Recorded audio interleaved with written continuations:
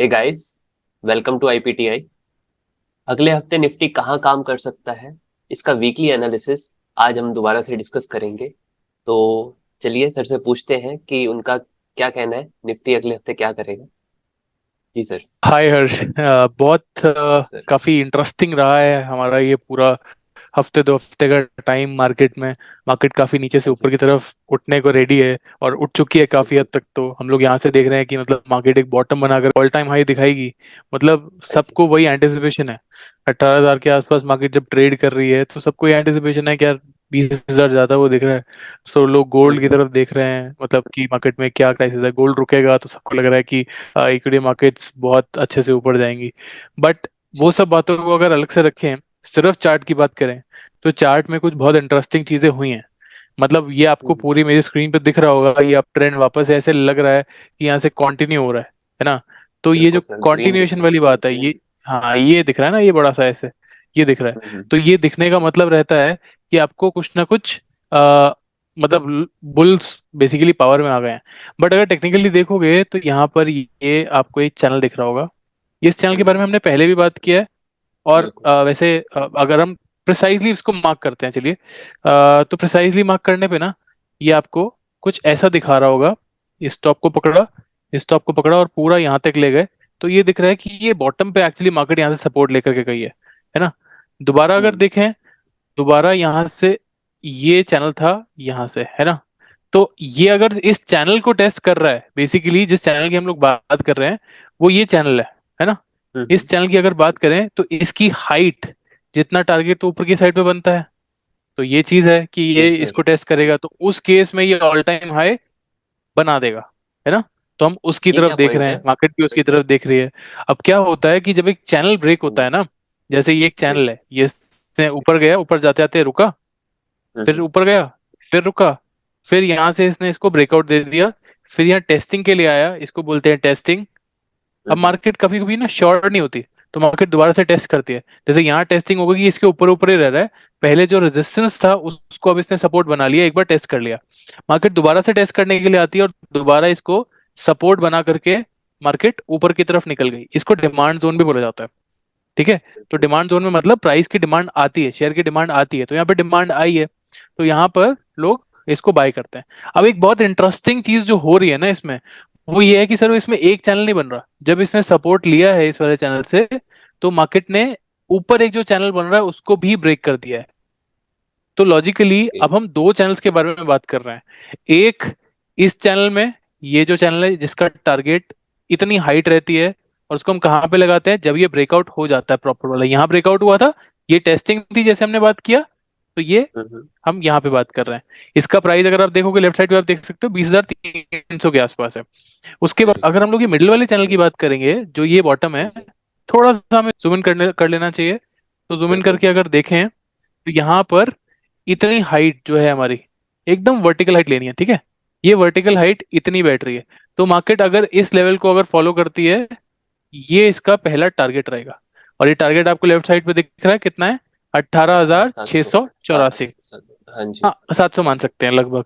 तो ओके। 700 के आसपास, मतलब ये चीज लगभग यहाँ से 900 पॉइंट्स ऊपर की तरफ जाती हुई दिख रही है निफ्टी। तो ये काम मार्केट हो सकता है करेगी। और मतलब लोगों को इसका इंतजार है। अब क्या रहेगा, जैसे इसने इस चैनल की टेस्टिंग करने के लिए वापस आई है मार्केट, तो ये हम्म, दोबारा यही काम करने के लिए आ सकती है कि यहाँ पे थोड़ा बहुत रेंगे, यहाँ पे थोड़ा घूमे और फिर एकदम से इधर की तरफ जाए। ये पॉसिबिलिटी ऐसी बहुत कॉमन होती है। और ऐसे जी। केस में क्या होता है, मार्केट फिर छोटे छोटे पैटर्न्स बना रही होती है, जैसे यहाँ पे डबल बॉटम बना देगी, फिर इसका टारगेट भी यहीं पे लग रहा होगा करीबन करीबन। तो ऐसे करते करते मार्केट ऊपर की तरफ जा रही होती है। तो ऐसे सब देखना बहुत जरूरी होता है हमारे लिए, मार्केट को तोड़ तोड़ के समझना। पहले बड़े सेंस में देखा, बड़ा चैनल बन रहा था, उसमें देखा कि हाँ टेस्टिंग जी। हो चुकी है, फिर टेस्टिंग में से सपोर्ट ले चुके हैं, फिर हमने छोटे सेंस में देखा, माइक्रो सेंस में, कि मार्केट ने एक और छोटे टाइम फ्रेम में एक और चैनल बनाया जिसका टारगेट थोड़ा बीच में बैठ रहा है। तो मतलब हम लोग अभी दो टारगेट्स की तरफ अप्रोच कर सकते हैं, एक तो 17,800 और दूसरा 20,300। तो ये चीज हमें देखने को मिल रही है। अभी मार्केट बिल्कुल उन सिग्नल्स में आ चुकी है, ऐसी बात नहीं है कि मार्केट यहाँ से रिवर्स नहीं कर सकती। सिग्नल ले चुकी है, हम्म, मतलब ज्यादा प्रोबेबिलिटी है कि ऊपर की तरफ रह सकती है। तो ऐसा कुछ काम मार्केट अब करा सकती है, तो इस चीज के लिए तैयार रहें।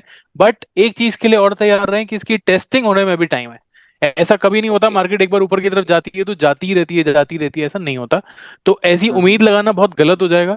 अब उम्मीद आप ये लगाएं कि टेस्टिंग होगी, उसके बाद ग्रेजुअली मार्केट ऊपर की तरफ चली जाएगी।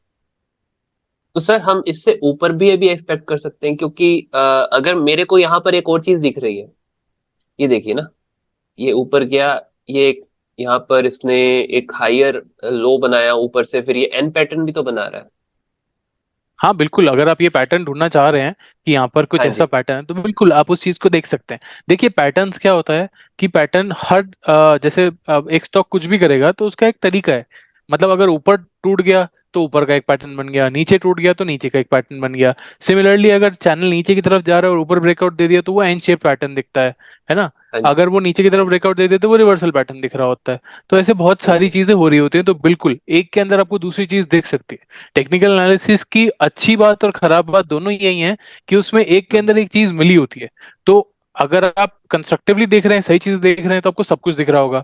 और वहीं आप इसी चीज से कंफ्यूज भी हो सकते हैं कि एक के अंदर 10 चीजें मिली हुई हैं, है ना। राइट। तो ये इसकी बहुत अच्छी और खराब बात है। तो मैं बिल्कुल डिनाई नहीं कर सकता ये बात जो आप बोल रहे हो कि इसमें एक और पैटर्न नहीं दिख सकता, बिल्कुल दिख सकता है और आपको दिख रहा होगा। तो सर मान लीजिए अगर हम इसको ये एन पैटर्न मानते हैं, तो हाँ। अगर एन पैटर्न बनता है तो उसका क्या टारगेट होता है? देखिए एन पैटर्न अगर डिफाइंड वे में देखें, जो कोर टेक्निकल में हम लोग पैटर्न देख रहे होते हैं, तो वो कोर का पैटर्न नहीं है। मतलब ओके। उसके अंदर बेसिकली हम लोग क्या देख रहे होते हैं, अगर ये एन पैटर्न कंप्लीट होता है तो उस केस में हम सिर्फ रीसेंट लो की हाइट तक ले रहे होते हैं, यहाँ से थोड़ा और ऊपर। ठीक है, हम्म। ये जो कोर टेक्निकल एनालिसिस है ना, जो आपको एकदम given, you would find it in the books that were present hmm. 100 years back also. उन किताबों में आपको ये पैटर्न अच्छा। नहीं मिलेगा। ये बहुत लेटेस्ट डेवलप्ड पैटर्न्स होते हैं और ये आते रहते हैं जाते रहते हैं depending upon the phase of the market. तो जो मैं ऑब्जर्व कर रहा हूँ मार्केट में, वो मार्केट आज की हम्म। डेट पे ऐसे जब पैटर्न्स बना रही होती है, जैसे कोई डायमंड पैटर्न बना दिया, तो उस केस में जो recent highs, clearly visible highs होते हैं और क्लियरली विजिबल लोज होते हैं, जिनको हम स्विंग हाई और स्विंग लो कहते हैं, वो उनके बीच का जो डिफरेंस होता है ना, वो हम लोग लेकर के चलते हैं। तो अगर मैं आपको यहाँ पे क्लियरली बताऊं, ये हमारा स्विंग हाई है ना, और ये जी। हमारा स्विंग लो है।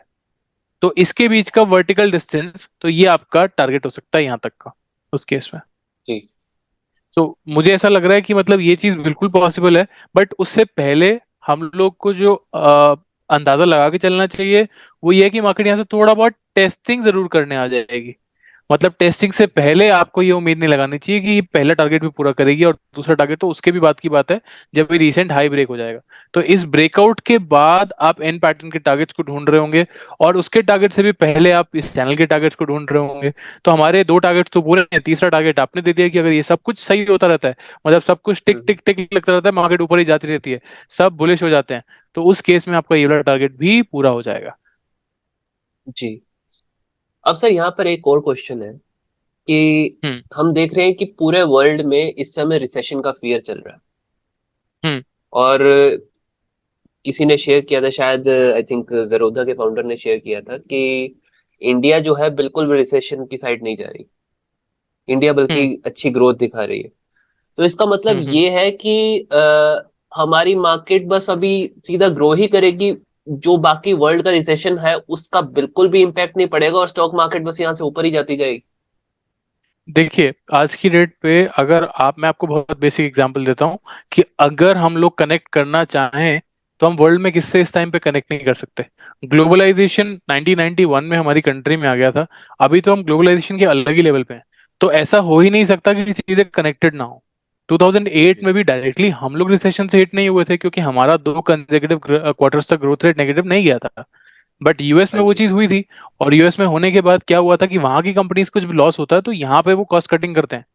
तो जब ऐसी चीजें हो रही राइट। होती हैं कि भारत की बड़ी कंपनीज जो कनेक्टेड है इंडिया से, या बाहर वाली कंट्रीज रिसेशन में जा रही हैं, वो जब कनेक्टेड होती हैं एक और कंट्री से, तो उस केस में आपका कॉस्ट कटिंग चालू हो जाता है, जो ऑलरेडी अभी चल रहा है। आप देख रहे हो कि ये हमारे लिए जॉब लॉस है, हम लोग तो देख रहे हाँ। हैं एज पब्लिक, बट कंपनीज के लिए जॉब, ये कॉस्ट सेविंग है ना। तो जी। ये आउटले मैनेजमेंट है। तो अगर वो ये चीज करके चल रहे हैं तो ये चीज चलने वाली है अभी, और इनडायरेक्टली हमें, मतलब हमारे पे वो इम्पैक्ट तो आएगा, डायरेक्टली अगर इम्पैक्ट ना दिखे तो।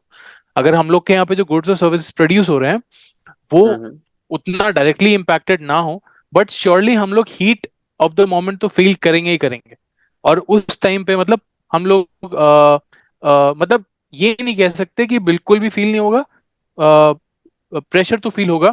और उस केस में मार्केट ऐसा नहीं होगा कि एक स्ट्रेट लाइन में ऊपर की तरफ ही जा रही हो, दैट हम है, ऐसा कुछ नहीं होने वाला। उस केस में हम्म। श्योर मार्केट को बीच बीच में डाउट्स होंगे, हिकअप्स आएंगे, और मार्केट थोड़ा बहुत कंसोलिडेट करेगी, थोड़ा बहुत पैचेस में मूव करेगी, जो ऑलरेडी आपको काफी टाइम से दिख रहा है। जो डाउट्स जी। हैं उसमें ये ऐसा नहीं है कि एकदम स्ट्रेट फॉल आ गया है मार्केट में। मार्केट ने कंसोलिडेट किया है, रीसेंट हाईज अभी ब्रेक किए हैं, जैसे अगर आप यहाँ देख रहे हो तो ये रीसेंट हाई इसने ब्रेक किया है, राइट, पुराने हाईज को तोड़ा है। तो जब पुराने हम्म। हाईज टूट रहे होते हैं तो मार्केट थोड़ी पॉजिटिव सेंटीमेंट की तरफ भी जा रही होती है। तो ये चीज हो रही है। तो इस बात का ओके। थोड़ा हमें ध्यान रखना होगा कि मार्केट टाइसी हो सकती है, स्ट्रेट लाइन में ऊपर की तरफ जाने के चांसेस बहुत कम होते हैं, हमें उस चीज की उम्मीद नहीं लगानी चाहिए। हाँ जी, बिल्कुल सर। बहुत कुछ समझ आया आज दोबारा से आपसे एक डिस्कशन करी तो हर बार कुछ ना कुछ नया सीखने को मिल जाता है, कोई ना कोई नया thank you topic Harsh. Discuss करेंगे। हम लोग हाँ जी। बात करते हैं तो मतलब बहुत सारी चीजें मैं भी और ज्यादा सोचने लगता हूँ कि ऐसा कुछ है, चीजें चीजें ज्यादा रिलेट होने लगती है माइंड में। तो बहुत मजा आया हमेशा की तरह। Thank you so much for same having me here. Same here sir, thank you so much. Okay Harsh, bye bye. अगली बार मिलते हैं।